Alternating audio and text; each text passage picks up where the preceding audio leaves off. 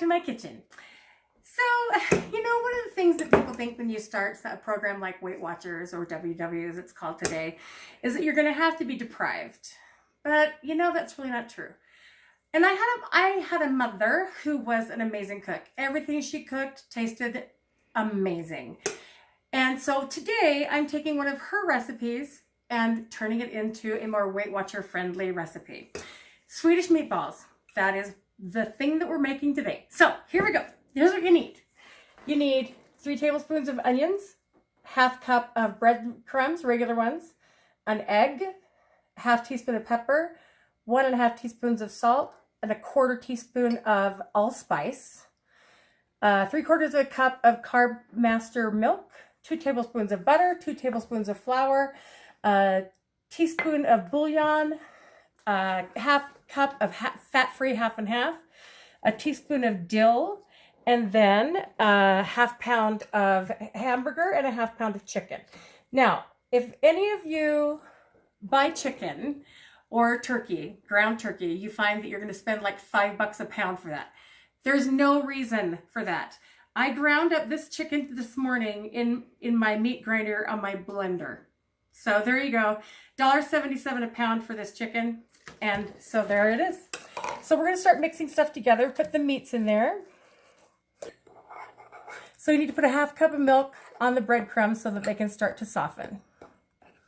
Okay. Then you put in the onions. You put in the egg. You put in the seasonings. And you put in the breadcrumbs because the breadcrumbs are tasty. Gotta love the breadcrumbs. Let me get those out of the way. I'm wearing a glove because mixing meat together with your hand is disgusting to me. So, I just don't do it. Ooh, that allspice smells so good. I wish you guys could smell this. I know that allspice seems like a weird ingredient to put in a meatball, but it's a Swedish meatball. The original recipe called for ground beef and ground pork and ground lamb, but I decided to just do chicken and beef because the chicken, when I ground it myself, there was no fat in it, so it's a 0-point food. And then I used the leanest hamburger that you can buy, so to help keep those points down. So here we are. We're going to take it to this point, and I'll come back when I'm actually forming the meatballs.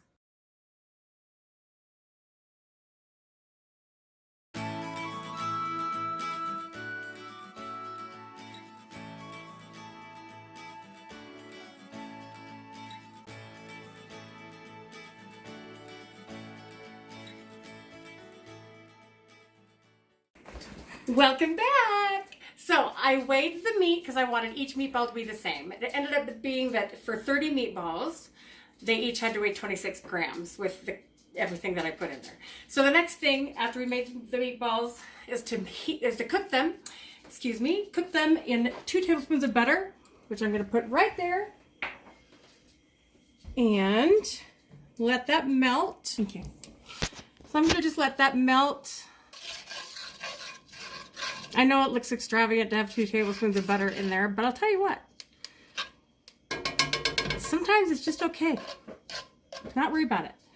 So you got to cook them in batches because there's no way they'll all fit in the pot at the same time. As much as you'd like to believe, well, they could. They can't.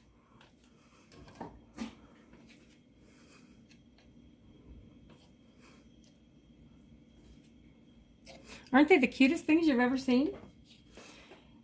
So when you serve these, each of these meatballs is going to be 1 point with the sauce and everything on it.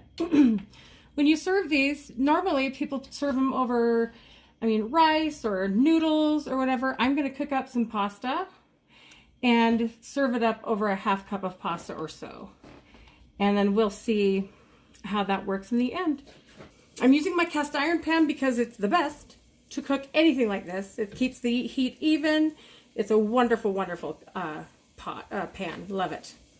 Use it all the time. I also cook them with the splatter shield on top because I hate picking up little bits of grease that fly around my kitchen. So this is an awesome splatter shield. It'll last forever. I found it on Amazon. It's delightful. I'll put the link down in the description of where you can find this Splash Guard.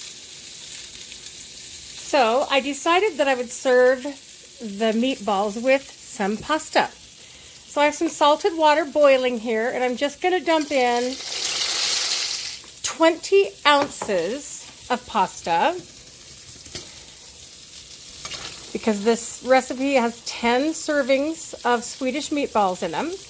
And so we want 2 ounces of cooked pasta, which is about a cup for the meal. And then if we go over here, you want to see something beautiful. La-da! Beautiful Swedish meatballs. Yeah, yeah, yeah. Okay, so the next thing we gotta do is make the yummy gravy that goes over the top. Turn the heat off of the oven or the stove and dump the flour into the what's left of the butter and the juices from the meat. You just want to mix it all together. And it kind of cooks the flour so it doesn't have a real floury flavor.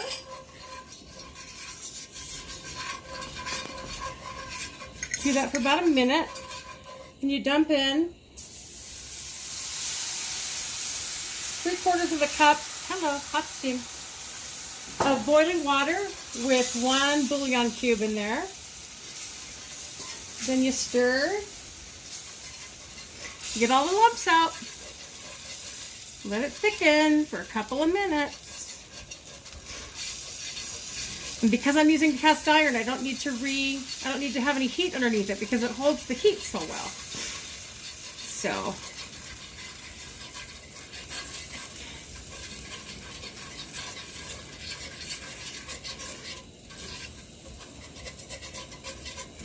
and if you see little pieces like that, just break that up with your whisk and it'll smooth it right out.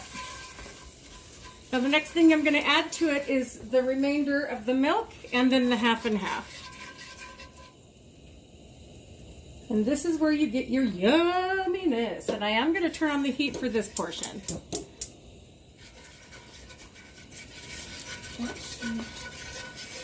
It's about a medium-high heat. Just want to bring it to a soft boil so it'll thicken a little bit. Make sure you get all those yummy bits that are cooked on from the meat. It makes all the gravy that much better. So much more tasty. And we love tastiness. So now that you can see it's bubbling up and it's thickening right up. Look at that beautiful gravy. At this point, you're going to add your teaspoon of dill weed. This is what sets the meal apart. That yummy, yummy dry dill weed. And you let it cook for an additional 3 minutes, just to incorporate that dill and let the flavors blend a bit.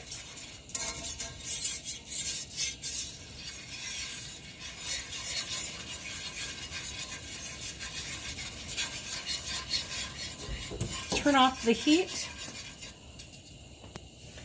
And let me get a little spoon so I can test that, make sure it's edible.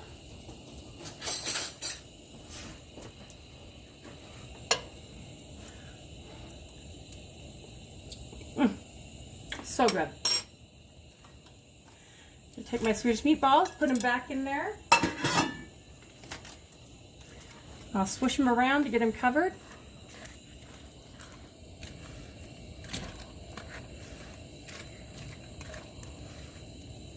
Doesn't it look great?